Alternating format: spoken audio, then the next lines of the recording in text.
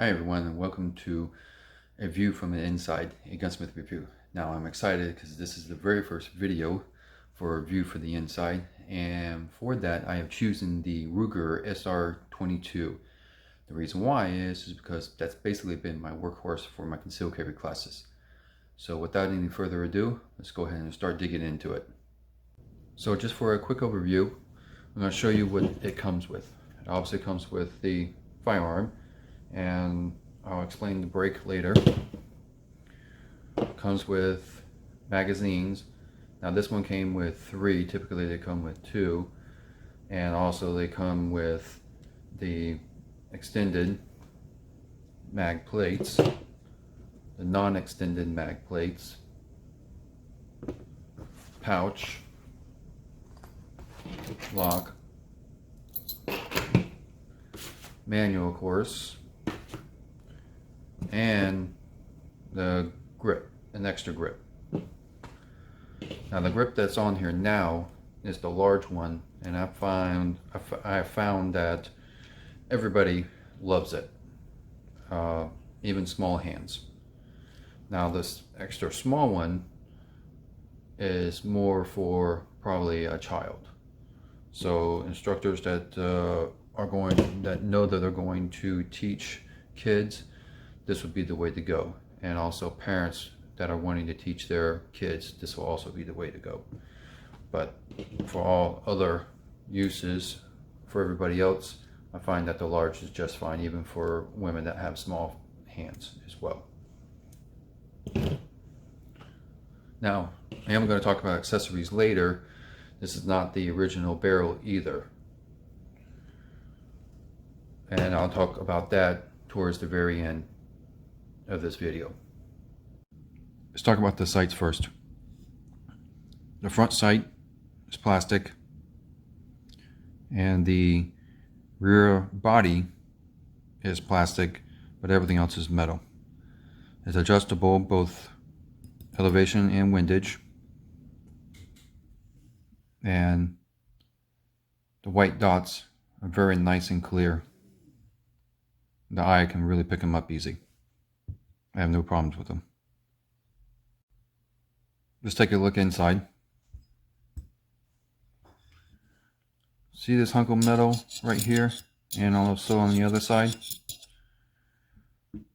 Well, that's where the breech block lays up against. Breech block is here, and it lays up against these two chunks of metal. I like that, because what happens is that when the slide finally goes back, you want something that's going to support the breech block, being that the breech block is steel and this is aluminum. Also, what holds it in is this roll pin.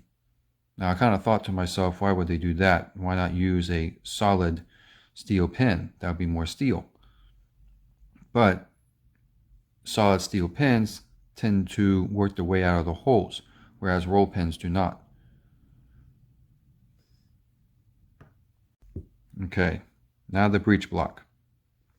This is the firing pin block and safety. You can see it right here. That's off, and then when it's down, it's on. I like it. It's a little bit different design than what I normally see, but if there were a problem, the only problem that I would see, there would be a weak spot right in here. This is where it's possible where it could break, but it would have to be excessive amount of hits, constant pulling back the hammer before it catches on the sear. You're letting it go and hitting it. So the firing pin, I'm not going to take it out, but it's nice and robust. It's got good thickness to it, and I like it. I don't see any problems with it at all.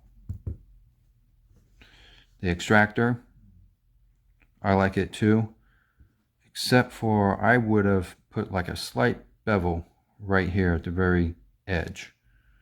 the bottom of the extractor. But it is beveled in the front. Let's see if you can see it. I think you can, yeah. You can see it right here where it's beveled in the middle. So what that does, that allows the claw to go all the way around the rim. Whereas if it was flat, you only have a certain amount of contact. But when you bevel it like that, it's all the way around. So I do like that. That's something nice that they did. Now, one more thing I want to talk about. And that's back to the slide. This edge is where the slide lock stops the slide. Well, the slide lock is made out of steel. This is aluminum. You can't have steel rubbing on aluminum because eventually that steel will wear this shoulder down and then it won't lock back anymore. And this is where Ruger really put some thought into this. They put a steel pin to keep that from happening right there. Yep, there it is. You can see it. So my magnet here can't pick up the slide, but it will pick up that steel pin. I can almost pick it up. Almost. But anyhow, they put that in there so that way you can have steel on steel. And that's a good job by Ruger. Alright, let's move on to the frame. So let's start with the magazine. I like it. The body is all metal construction. And of course nowadays the follower and everything else is plastic. And it's correctly designed for the 22. The magazine release, this one is amber. I like the design. Nothing fancy about it. Very similar to other designs too as well. That's all I have to say about that. Now let's go on to the barrels. Well, the barrel that it comes with anyways. This is the barrel that it came with. This is the one, the aftermarket that I had on it earlier. Nothing wrong with their barrels. I like it. It's nice. It's got some good thickness. You know, they're about the same thickness. The only thing though, I would have chamfered the ramp and chamber just a little bit more. It's kind of a little bit of a step right there. I would have done just a little bit more chamfering. As you can see, the aftermarket, it's got a little bit more compared to what Ruger manufactured. But, you know, I got thousands of rounds through this barrel and it was just fine. And any hiccups, I always blame the ammo anyways. This is the barrel screw and lock washer. I really like this. Not only do they have a lock washer, but they also put some kind of Loctite on it too as well. That's what that white stuff is. So it keeps it from working out. Also, this groove is cut in here on purpose so it matches with the stud that they placed in here. So it's not the screw is just holding it in place, but this is what the steel pin keeps it in place back and forth. And the tolerances are really tight. I mean, it's barely moving. I like that. That's good manufacturing. Let's talk about the magazine safety. Magazine safety is right there. Right there. That piece. It has one spring and it's pushing it down. And what it does that magazine safety pushes the trigger bar down right there. Yeah.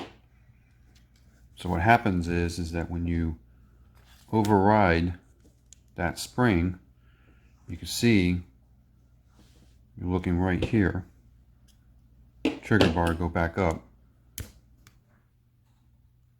There you go. And now it's turned off. And now you're capable of firing the gun. And when you take it out, you see it drop down.